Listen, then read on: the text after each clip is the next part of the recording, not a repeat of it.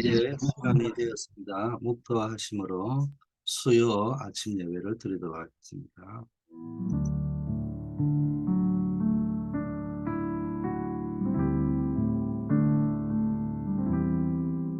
아버지 하나님, 하루를 기도로 시작할 수 있고 또 하루를 기도로 마무리할 수 있는 은혜, 믿음 주셔서 감사합니다. 오늘도 우리의 업의 현장에서 복음의 비밀을 누리고 증거하는 전도자의 삶이 누려지게 하옵소서. 예수 그리스도 이름으로 기도드립니다. 아멘. 예, 오늘도 주님이 함께 하실 줄 믿습니다. 하나님의 말씀 사도행전 1장 8절 말씀입니다. 오직 성령이 너희에게 임하시면 너희가 권능을 받고 예루살렘과 온 유대와 사마리아와 땅끝까지 이르러 내 증인이 되리라 하시니라. 예, 우리의 모든 인생, 삶, 생각이 어디에 있으냐? 사도행전 1장 8절 속에 들어가 있어야 됩니다. 늘 여러분들이 첫째는 로마서 8장 2절 예수 그리스도 안에 있는 생명의 성령의 법이 죄와 사망의 법에서 우리를 해방하셨다. 이 말씀을 꼭 기억하고 우리는 첫째는 구원받았구나. 여기에 대한 축복, 오직 예수 그리스도 이거 누려야 되고, 두 번째는 이 성령 충만 받아서 세계복음하는 일에 쓰임 받아야 되겠습니다. 이를 위하여 하나님께서 권능을 주시겠다고 했습니다. 이 축복이 오늘도 여러분에게 있기를 바라겠고 또 여러분이 사모하시기를 바라겠습니다. 이번 주 강단 메시지 다시 한번 되새겨 보겠습니다. 두 가지 단어를 꼭 기억하셔야 됩니다. 보배로운 믿음. 보배로운 믿음이라는 말은 내 믿음이 보배로워야 된다 이 말도 되지만 내 안에 보배가 있다는 겁니다. 그리고 우리는 하나님의 사람으로 부름을 받았다. 그래서 이 보배로운 믿음을 가진 하나님의 사람은 제일 먼저 베드로는 뭘 이야기하냐? 교회를 공격하는 거짓된 이단 사상, 거짓된 사상을 분별하라. 거짓된 사상이라 할 적에는 세계를 보는 세계관, 가치를 보는 가치관, 인생을 보는 인생관을 이야기합니다. 거짓된 이 사상이 뭡니까? 뭘 이야기하냐? 영지주의를 이야기합니다. 이 구원관이 틀려요. 기독론이 틀려요. 기독론을 흔들어 버린단 말이에요. 자, 역사신학 관점에서 본 거짓된 사상들이 뭐가 있냐? 초대교회 때부터 지금까지 앞으로도 계속될 교회를 공격하는 가장 무서운 사상이 영지주의자였습니다. 이 적그리스도 여기서부터 다 나옵니다, 사실은. 이게 지금도 교회 안에 들어와서 많은 약무리들, 교인들을 공격하는데 우리 교인들이 복음을 하면서 심지어는 우리가 다락방을 하면서도요, 똑같은 다락방 메시지, 복음 메시지를 들었음에도 각자 어플리케이션이 틀려요. 그러다 보면은 뭐 말을 안 할 뿐이지 이게 뭐 메시지가 달라요. 가지고 있는 메시지가 다릅니다. 그게 뭐냐? 이미 사상화되어 있습니다. 그래서 그 복음하면은 자기는 그쪽으로 가버리는 거예요. 각자가 가지고 있는 사상 쪽으로 가버리는 거예요. 교인들과 심지어 목사들이 자기가 하고 싶은 말을 성경을 인용해서 전하고 싶은 거예요. 성경을 사실상 이용하는 것이지 성경의 하나님의 말씀으로서의 권위는 철저히 무시하고 있는 겁니다. 그리스도의 십자가 고난을 통한 구원을 부정하고 부인하고 헛되게 만들고 있는 거예요. 사실상 그래 돼버리는 거예요. 자, 이런 영지주의 사상이 교회를 침투했는데 이게 갑자기 들어온 것이 아니에요. 원래 어디 있었냐? 유대인들이 가지고 있던 거예요. 그러니까 유대인 사상이 이게 무서운 거예요. 유대인 사상을 지배하는 큰 두 가지 주류가 바리새인 사상과 여러분 알다시피 사두개인 사상이잖아요. 바리새인은 주로 제사장들, 사도계에는 주로 서기관들, 뭐 교회에 여러 가지 중요한 이런 역할을 하는 두 부류가 있었는데 바리새인의 세계관, 가치관, 인생관은 뭐냐? 여러분 잘 알다시피 아주 종교적 외식주의 사상입니다. 사람 앞에 철저하게 서 있는 겁니다. 그리고 율법주의적인 거. 얼핏 보면 이 사람들이 부활도 인정하고 내세도 인정하지만은 아주 이 사람들이 이상주의자들이에요. 그러다 보니까는 종교적인 어떤 것들을 자꾸 나타내려고 하고 사람들에게 이런 이게 이상주의적이라는 걸 자꾸 하려고 하잖아요. 그러면서 자꾸 율법을 강조합니다. 사두개인은 뭡니까? 아주 현실적입니다. 그래서 교회 일을 맡고 있으면서도 부활을 믿지 않아요. 내세를 믿지 않습니다. 그저 현실로부터의 행복을 추구하고 싶은 거예요. 기근으로부터, 뭐 질병으로부터 다 자유해서. 근데 이게 코드가요. 얼핏 들으면은 해방되었다 하고 맞아지는 거예요. 아주 이 사람들은 유물론적 사관을 가지고 있습니다. 이런 사상들이 유대인들 속에 흐르고 있었습니다. 그게 이제 유대인들 가운데 개종한 사람이 더 많잖아요. 뭐 이런 것들이 어디로 파고들었냐? 영지주의로 파고들어가는 겁니다.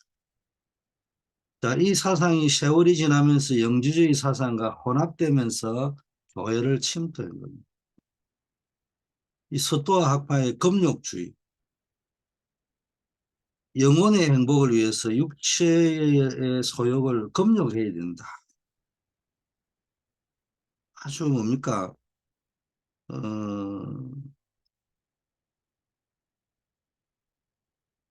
얼핏 들으면 아주 맞는 것 같습니다. 이게 이제 아주 신비적 종교 운동으로 발전합니다. 동방의 여러 종교의 가치관과 혼합되어지잖아요. 뭐 이게 이제 또 동방의 새로운 종교들을 자꾸 많이 낳습니다. 그리고 이게 이제 수도원 운동으로 연결이 된단 말이에요. 에피쿠로스 학파는 뭡니까? 아주 현실로부터 해방을 받기 위해서 정신적 철학을 추구해야 된다. 이 정도 도를 통해야 된다는 거예요. 이 현실을 초월할 수 있을 정도로. 행복, 이것이 행복에 이르는 길이다. 늘 이야기하지만은 제가 여러분을 이해하기 위해서 스토아 학파와 에피쿠로스 학파의 문제가 뭔가를 이야기를 하니까 뭔 말인지 이해되지만 이 사람들이 제가 말하는 식으로 접근해 오지 않는다고요. 항상 창세기 3장, 6장, 11장의 소욕 속에 있는 인간의 체질을 잘 알고 아주 아름다운 가치관으로, 인생관으로, 축복으로 아주 아름다운 신학으로 무장을 해가지고요. 접근에 들어가기 때문에 구별이 안 되잖아요. 벌써 영지주의 책들 한번 읽어보세요. 얼마나 복음이 이해가 빨리 되는지 모릅니다. 목사님이 우리 하는 것들 영지주의적인 입장에서 설교를 메시지하는 그게 워치만니 시리즈잖아요. 이런 것들을 잘 읽어보라고요. 워치만니 시리즈 책을 안 읽어 목사님은 제 세대에는 거의 없을걸요. 워치만니 시리즈 책을 안 읽고 글쎄요. 저도 처음 읽을 때 얼마나 은혜가 되는지 모릅니다. 읽고 또 읽고 읽고 지구상에 어떤 목사님도 그렇게 설명해 놓은 사람이 없어요. 자세히 읽어본 복음을 약화시키는 거.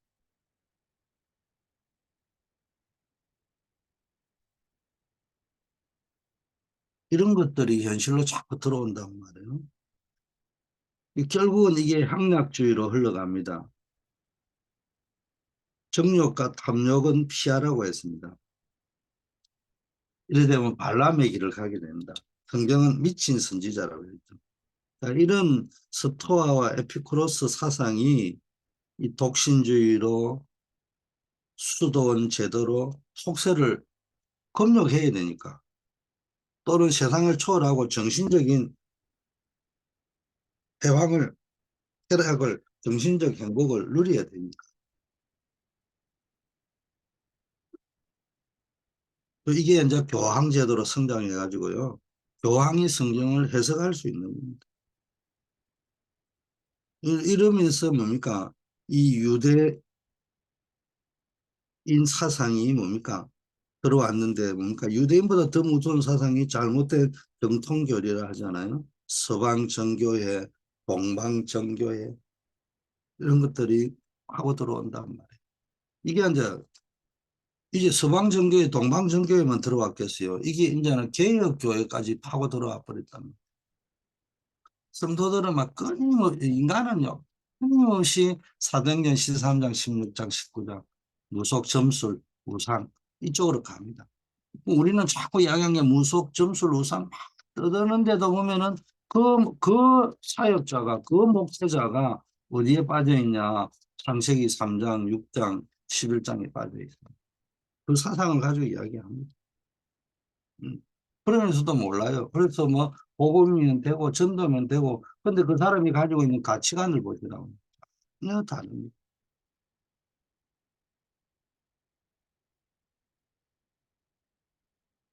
그래서 이찬수 목사님 같은 분이 이야기를 했다고. 목회적 가치관을 가질 거냐, 성공적 가치관을 가질 거냐. 그래서 이야기합니다. 전부 다 성공적 가치관을 목사님들이 다 가지고 있어요. 이게 문제라는 거예요. 자, 오늘 말씀 경쟁자가 없는 전도자의 삶.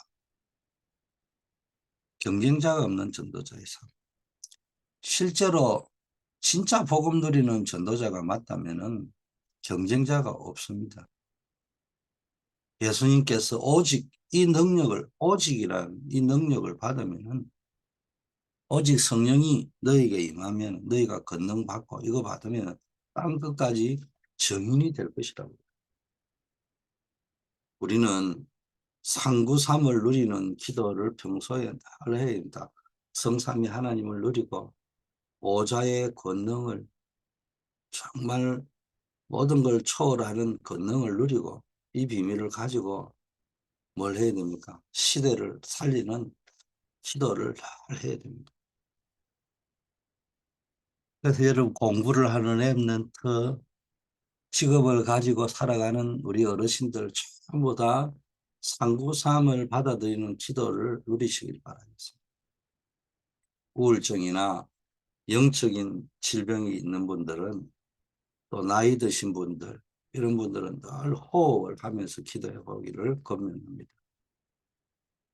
이 기도할 적에 7대 여정을 한 개씩 큰 7가지 큰 여정의 메시지가 이미 나와 있잖아요. 그걸 한 개씩 깊이 기도할 필요가 있습니다. 제가 늘 이야기하지만 여러분에게 뭐 고시 공부시키려고 7대 여정이니 단어가 많이 나오는 게 아니고요. 여러분 그거를 깊게 제가 이야기하잖아요. 전문인이 되려고 하면은 전문 용어가 많아요. 그래서 변호사가 되면은 법률계 용어들을 많이 쓸 거고, 의사가 되면은 의료계 용어를 많이 쓸 거고, 저 같은 회원업계에 있으면은 이제는 떠난 지 오래되고 목회를 하니까 목회 용어를 많이 쓰지.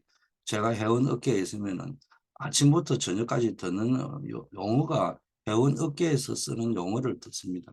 그 용어 하나면은 5분씩 풀어 써야 될 이야기를 뭐 말인지 바로 알아들습니다. 자꾸 듣다 보면은 하고 맨 앞자만 들어버리면 지금 무에서 나한테 뭘 이야기하고자 하는지 그 바로 알아듣습니다. 그리고 밑에 직원이 이야기하면 그게 지금 하고 뭔 단어가 나오는 순간에 지금 현재 무엇을 나한테 원하구나 이 답이 나오는 겁니다. 그래서 용어에 대해서 여러분이 너무 뭐 오해하시지 마시고요. 영어 쓰기 싫으면 안 쓰면 돼요. 전체를 보면서. 이러면 자신이 전무후무한 사람임을 알게 됩니다. 여러분이 기도 속으로 쭉 들어가다 보면 전무후무한 응답을 받게 되는데 가장 중요한 게 여러분 자신이 전무후무한 사람입니다. 어떤 사람이냐? 하나님이 만드신 사람이에요. 그리고 여러분에게 하나님이 주신 것이 있다. 나의 것. 그리고 하나님이 보내신 현장이 있다. 벌써 나 자신을 딱 볼 적에 하나님의 형상대로 나를 창조하셨구나. 두 번째 이거 하나님이 나에게 주신, 이 하나님이 만드신 나라는 건 오직이라고 하면은 하나님이 나에게 유일한 탤런트를 주셨고 여러분이 가지고 있는 것이 다르게 보인다는 거예요. 이게 그냥 보이는 게 아니고 야, 하나님께 감사할 것이고 내가 있는 현장이요 다르게 보이는 거예요. 학교 현장, 직업의 현장, 산업의 현장이 이게 이 보통 축복이 아니고 이게 보통 사명을 가진 현장이 아니구나. 이게 다른 가치로 보이기 시작한다는 거예요. 이때부터 굉장한 응답들이 일어나기 시작합니다. 그 중에 가장 중요한 게 21가지 삶이라는 겁니다. 이렇게 계속 듣던 이야기잖아요. 자, 그럼 이걸 어떻게 누릴 것이냐? 우리가 가지고 있는 것을 새 것으로 다 바꿔야 됩니다. 무엇으로 바꿀 수 있느냐?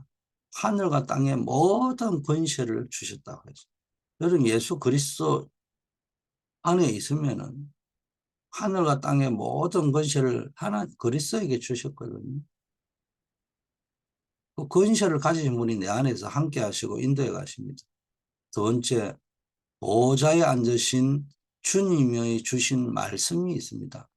가셔서 여러분이 복음의 말씀 들고 말씀 선포할 때 치유의 역사가 일어나는 겁니다. 부활하셔서 지금 살아 역사하는 그리스도, 하나님의 나라, 오직 성령으로 바뀐다는 겁니다. 여러분이 늘 내 삶을, 내 생각을 바꾸어 가야 돼요. 복음으로. 내 생각만 바꾸는 게 아니고 삶도 바꾸어 가야 되는 거예요. 바뀌어지는 겁니다. 누리고 있으면. 바뀌어져야 이번에 강단 메시지도 믿음의 덕을 뭡니까? 덕의 지식을, 지식의 절제를, 절제의 인내를, 인내의 뭡니까? 경건을, 경건의 형제 우애를, 형제 우애의 사랑을 공급하라. 이 말이 뭡니까? 계속 날마다 나를 바꿔가야, 새롭게 바꿔가야 된다. 여러분이 완전히 생각이 바뀌고 삶이 바뀌고 여러 가지 어디에 순종하느냐? 순종해라 이러면 율법이고 막 거부 반응이 일어나잖아요. 우리 다락방에서는 순종이라는 단어 별로 자주 안 쓰거든요. 실천해야 된다, 프랙티스 이런 용어로 슬쩍슬쩍 이래 바꾸니까 편안해 보이는데 어쩌면 좋아요. 사람들이 싫어한다는 거를 피해 다니니까. 근데 알고 보면요. 순종이라는 단어는 성경에 있는 단어입니다. 성경에 있는 단어를 안 쓰고 다른 단어를 써가 되겠냐고요. 근데 순종은 뭐냐? 묵상하면 기분 나쁜 게 아니에요. 우리는 어딘가 순종하고 있어요. 마귀에게 순종하느냐, 하나님께 순종하느냐. 순종 안 하는 건 없어요. 어딘가에 순종하고 있어요. 뭐에 순종하느냐? 내가 가진 사상, 세계관, 세계를 어떻게 보느냐는 거예요. 가치, 가치를 어떤 가치를 가지고 보느냐는 거예요. 인생관, 내 인생은 무슨 세계관과 가치관을 가지고 보느냐. 거기에 따라 여러분 삶의 우선순위가 바뀌잖아요. 그래서 모든 걸 바꿔야 됩니다. 깨쳐야 되고요. 이때부터 보좌의 능력이 임하는 거예요. 보좌의 능력이 모든 게 바뀌어질 때, 변화가 일어날 때, 오순절 성령의 능력이 임하는 겁니다. 이때 하나님이 15개국의 문을 여시고 거기에 중직자 산업인들을 불러 모아가지고요. 거기서 뭡니까? 하나님이 하실 큰 일을 보이잖아요. 이때 뭡니까? 함께 모였던 사람이 환상을 보고 장래일을 보고 꿈을 꾸리라. 쉽게 말하면 미래를 보게 된다는 거예요. 어린아이든지 노인이든지 청년이든. 노인은 연세가 많아가지고 인생을 이제 내가 뭔 꿈이 있나 이러는데 뭡니까? 그분들이 꿈을 꾸게 될 것이라는 거예요. 또 뭡니까? 어린아이들이 뭘 압니까? 근데 어린아이들이 장래일을 말하게 될 것이다. 어린아이가 왜 하나님 말씀 맞다는데 그대로 될 것이라는 말이에요. 젊은이들이 아무 경험도 없는데요. 비전을 보게 될 것이다. 이게 다 미래와 연결되어 있죠. 보좌의 능력이 임하고 미래를 보게 되는 겁니다. 자, 이러면은 보좌의 능력이 여러분에게 임하면은 시공간을 초월하는 응답이 일어나게 됩니다. 근데 우리의 한계를 전혀 불가능하다는데 시공간 초월이다. 이게 뭔 말이냐? 시간과 공간 초월이다. 단순히 이런 말이 아니고요. 나의 연약함, 무능함, 환경 이런 것들이 있음에도 불구하고 그걸 떠났어요. 삼천제자 일어났다. 우리는 메시지 자꾸 들으면 어디다가 포카를 넣습니까? 3천 명이라는 데도 자꾸 맞춘다고. 근데 본질이 뭐죠? 초대교회가 지금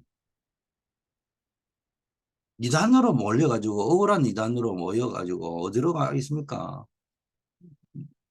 유대 종교와 로마가 합작을 해가지고 옵니까? 마가다락방 초대교회 가면 안 된다고 하잖아요. 근데도 거기에서 하나님 역사니까 삼천 제자가 일어났다. 삼천 제자가 일어나고 안 일어나고 중요한 게 아니고 이미 역사적으로 일어났다 할 적에 그게 3천 명이 중요한 것이 아니고 뭐가 중요하냐? 시공간을 초월하는 이단으로 몰리고 격리되고 그럼에도 불구하고 삼천 제자가 일어났다는 거예요.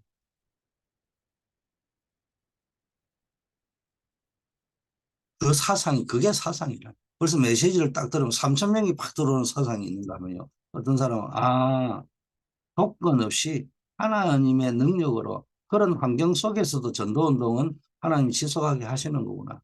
이렇게 들리는 사람하고 메시지가 벌써 다르게 들리죠.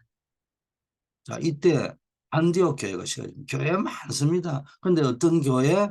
성교에 집중할 수 있는 교회. 거기에 성교에 능동적으로 대처하는 교회. 하나님의 뜻이 전도 선교구나. 여기에 맞춰져 있는 교회가 세워졌다는 겁니다. 이때부터 세계 선교의 문이 열리기 시작했죠. 세계보고만은요 반드시 시공간 초월의 응답으로 오게 됩니다. 여러분 세계보고의 언약을 붙잡으면은 나는 무능한데 내 환경을 볼 적에 여건을 볼 적에 그리고 나를 볼 적에는 무능하기 짝이 없고 무기력하기 짝이 없을 수밖에 없는 역학 구조임에도 불구하고 하나님이 역사하니까 시공간을 초월하는 응답의 역사가 일어나는 겁니다. 오늘도 여러분에게 이게 있기를 축복합니다. 결론입니다. 상구상 기도를 누리고 있으면은 24 응답이 미리 보이는 겁니다. 미리. 중요한 코드는 미리라는 거예요. 여기에 대한 확신이 보이는 거예요. 이게 안 되면요. 현실 속에서 뭡니까? 갇혀 있는 겁니다. 이때 그 현실이란 건 단순한 현실을 이야기하는 게고 그냥 눈앞에 있는 아주 자기 그냥 세계관, 가치관, 인생관으로만 보인다. 자, 여러분이 세계를 보는 눈, 가치관, 인생관이 바뀌는 역사가 있기를 바라겠습니다. 이때 하나님의 나라의 일이 보이는 25 응답이 보이는 거예요. 이제 나에게를 향한 하나님의 계획이 보인다면 이때부터 하나님 나라의 일이 보이는데 이게 25시 응답이 오는 겁니다. 그러면은 우리 교회가 마지막 작품을 만들게 될 건데 이게 뭡니까? 영원한 작품, 성교의 작품을 만들게 될 것이라는 겁니다. 자, 아버지 하나님 감사합니다. 오늘도 우리가 현장에서 세계 복음화할 수 있는 언약을 굳게 붙잡을 수 있게 하옵소서. 언제 어느 곳에 있든지 오직 그리스도 언약을 붙잡고 복음 안에 주어진 성도의 축복을 풍성하게 누리며 이 복음을 증거하는 자가 되게 하여 주시옵소서. 그리고 언제나 사도행전 1장 8절의 언약을 붙잡고 나의 세계복음화, 나의 땅끝을 찾아낼 수 있고 그 속에 나의 이면 계약을 찾아낼 수 있는 자들 되게 하옵소서. 오늘은 특별히 수요 예배가 있는 237 전도학교 모임이 있는 날입니다. 늘 아버지여 우리 수요일만이라도 전도 현장을 놓고 기도하고 선교 현장을 놓고 다민족 현장을 놓고 해외 선교 현장을 놓고 기도할 수 있게 하옵소서. 우리가 협력하고 있는 활성화하고 있는 모든 선교사님들을 기억하시고 또 안류와 미주 청년 선교국 기억하시고 또 동문전도학교를 기억하시고 기관 선교 또 우리 선교사님들에게 성령의 충만함을 허락하시고 성령의 권능을 허락하여 주시옵소서. 우리 국내 또 다민족 사역하고 계신 모든 사역자들 캠프팀 사역자들을 축복하옵소서. 70 제자를 세워서 늘 70 지역, 70 종족, 70나라를 바라보며 그 현장을 살리는 역사들이 일어나게 하옵소서. 우리 어려움 당하는 분들, 특히 어, 간호들, 또 암을 치료하고 있는 분들, 하나님이 역사하셔서 하나님의 권능이 나타나게 하옵시고 하나님의 특별한 은혜가 임하게 하시고 질병의 병마가 완전히 그리스도 이름으로 무너지고 떠나가게 하옵소서. 오늘도 학교 현장으로, 군 현장으로, 캠퍼스 현장으로, 의회 현장으로 나아갑니다. 그 하나님이 보내신 나의 의회 현장 속에서 전무후무한 응답을 누리게 하옵소서. 보좌의 권능이 나타나게 하시고 시공간 초월의 역사 속에서 전도자로 현장 선교사로 설 수 있게 하옵소서. 예수 그리스도 이름으로 기도드립니다. 아멘.